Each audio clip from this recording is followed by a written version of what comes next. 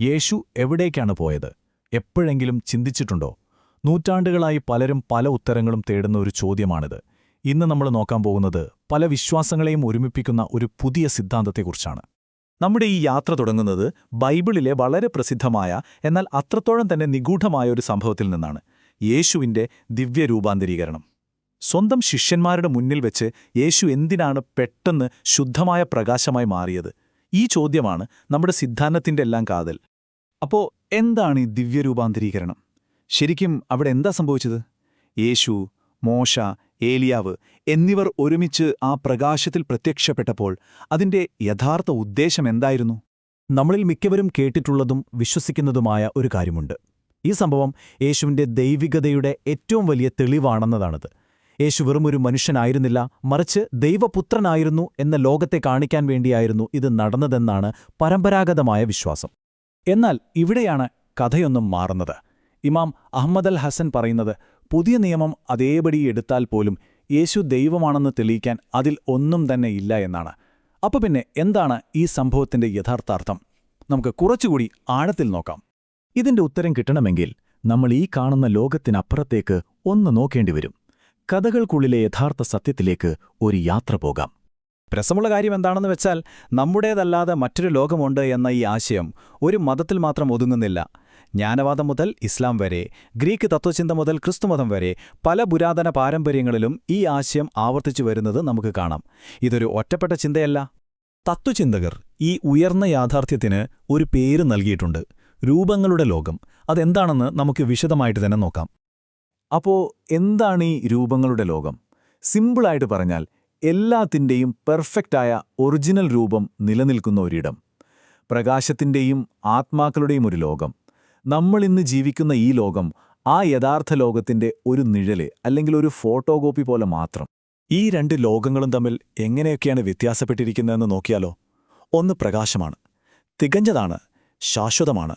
അതാണ് യാഥാർത്ഥ്യം. എന്നാൽ നമ്മൾ ജീവിക്കുന്ന ഈ ഭൗതിക ലോകമോ? ശരീരം, നശ്വരം, താൽക്കാലികം. യഥാർത്ഥ ലോകത്തിന്റെ ഒരു അനുകരണം മാത്രം. അപ്പോ ഇതിൽ നിന്ന് നമ്മൾ മനസ്സിലാക്കേണ്ട ഏറ്റവും പ്രധാനപ്പെട്ട കാര്യം എന്താണെന്ന് വെച്ചാൽ, നമ്മുടെ ഈ ശരീരം യഥാർത്ഥത്തിൽ നമ്മളല്ല. അത് വെറുമൊരു വസ്ത്രം പോലെ, അല്ലെങ്കിൽ ഒരു മറ പോലെയാണ്. ആ മറക്കുള്ളിലാണ് നമ്മുടെ യഥാർത്ഥ രൂപം, ആ രൂപങ്ങളുടെ ലോകത്തുനിന്നുള്ള പ്രകാശമായ ആത്മാവും. ഓക്കെ, അപ്പോൾ ഈ ഒരു ഐഡിയ മനസ്സിൽ വെച്ചുകൊണ്ട് നമുക്ക് തിരിച്ച് ആ ദിവ്യരൂപാന്തരീകരണത്തിലേക്ക് വരാം. ഇപ്പോൾ ചിലപ്പോൾ കാര്യങ്ങളൊക്കെ കുറച്ചുകൂടി വ്യക്തമാകും. അതായത്, യേശു അവിടെ ഞാൻ ദൈവമാണ് എന്ന് പ്രഖ്യാപിക്കുകയായിരുന്നില്ല. അല്ല, പകരം ആ ശരീരമെന്ന മറ ഒരു നിമിഷത്തേക്ക് മാറ്റി തന്റെ യഥാർത്ഥ രൂപം, ആ പ്രകാശരൂപം ശിഷ്യന്മാർക്ക് കാണിച്ചു കൊടുക്കുകയായിരുന്നു. അപ്പോ എന്തായിരുന്നു യഥാർത്ഥത്തിൽ ശിഷ്യന്മാർ കണ്ടത്? ആ കാഴ്ചയുടെ അർത്ഥമെന്തായിരുന്നു? അവർക്ക് കിട്ടിയത് യഥാർത്ഥ ലോകത്തിലേക്ക്, ആ രൂപങ്ങളുടെ ലോകത്തിലേക്കൊരു എത്തിനോട്ടമായിരുന്നു. യേശുവും മോശയും ഏലിയാവും ഒരേ സ്ഥലത്ത് ഒരേ പ്രകാശത്തിൽ പ്രത്യക്ഷപ്പെട്ടത് ഒരൊറ്റ കാര്യം തെളിയിക്കാനായിരുന്നു: ഞങ്ങളെല്ലാവരും ഒരേ പ്രകാശലോകത്തിൽ നിന്ന് വന്നവരാണ്, അവരുടെയെല്ലാം ഉറവിടം ഒന്നാണ്. അപ്പോ ഈ സിദ്ധാന്തം ദിവ്യരൂപാന്തരീകരണത്തിന്റെ രഹസ്യം മാത്രമല്ല നമുക്ക് പറഞ്ഞു തരുന്നത്. നമ്മുടെ ഏറ്റവും ആദ്യത്തെ ചോദ്യമുണ്ടല്ലോ, യേശു എവിടേക്കാണ് പോയത്? അതിനുള്ള ഉത്തരവും ഇതിലുണ്ട്. യേശുവിനെക്കുറിച്ച് നമ്മൾ കേട്ടിട്ടുണ്ട്, ഏലിയാവിനെക്കുറിച്ച് കേട്ടിട്ടുണ്ട്, ഇമാം മഹ്ദിയെക്കുറിച്ച് ഇസ്ലാമിക പാരമ്പര്യങ്ങളിൽ പറയുന്നു. ഇവരൊക്കെ ഉയർത്തപ്പെട്ടു അല്ലെങ്കിൽ അപ്രത്യക്ഷരായി എന്ന് പറയുമ്പോൾ ശരിക്കും എങ്ങോട്ടാ പോയത്? അതായത്, ഒരു ദിവ്യാത്മാവിന്റെ യാത്രയെ നമുക്ക് മൂന്നായിട്ട് തിരിക്കാം. ഒന്ന്, രൂപങ്ങളുടെ ലോകത്തുനിന്ന് അവർ ഈ ലോകത്തേക്ക് ഇറങ്ങിവരുന്നു. രണ്ട്, ഒരു പ്രത്യേക ദൗത്യത്തിനായി ഒരു ഭൗതിക ശരീരത്തിൽ മറഞ്ഞിരിക്കുന്നു. അവസാനം, ദൗത്യം പൂർത്തിയാകുമ്പോൾ അവർ തങ്ങളുടെ യഥാർത്ഥ ലോകത്തേക്ക് തിരികെ ഉയരുന്നു. അപ്പോൾ ഉത്തരം വളരെ വ്യക്തമാണ്. അവർ തിരിച്ചുപോയത് അവരുടെ സ്വന്തം ലോകത്തേക്കാണ്, ആ രൂപങ്ങളുടെ ലോകത്തേക്ക്. ആ ലോകത്ത് ഭൗതികമായ നാശമില്ലാത്തതുകൊണ്ട് അവർക്കവിടെ യുഗങ്ങളോളം സംരക്ഷിക്കപ്പെടാൻ കഴിയും.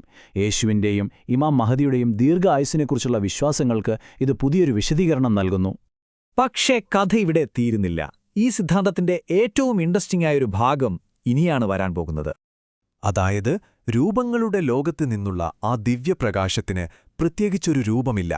അതാരെ കാണുന്നോ അവർക്ക് ഏറ്റവും എളുപ്പത്തിൽ മനസ്സിലാക്കാൻ പറ്റുന്ന രൂപം സ്വീകരിക്കും. അതുകൊണ്ട് രൂപം മാറിയാലും ഉള്ളിലെ പ്രകാശം ഒന്നുതന്നെ.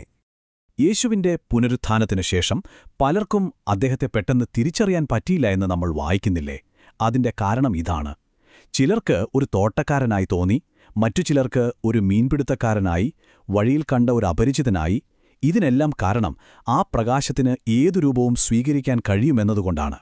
ഇമാം അഹ്മദ് അൽ ഹസൻ പറയുന്ന ഒരു ഉദാഹരണം കേട്ടാൽ ഇത് കുറച്ചുകൂടി വ്യക്തമാകും. ഒരു ജനതയുടെ വിശ്വാസം അവരുടെ രക്ഷകൻ ഒരു മരമാണെന്നായിരുന്നെങ്കിൽ ആ ദിവ്യപ്രകാശം അവർക്ക് ഒരു വലിയ മരത്തിന്റെ രൂപത്തിൽ പ്രത്യക്ഷപ്പെടുമായിരുന്നു.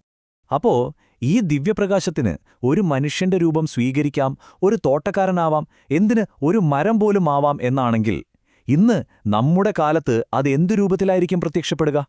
ഇതൊരു ചിന്തിക്കേണ്ട ചോദ്യം തന്നെയാണല്ലേ?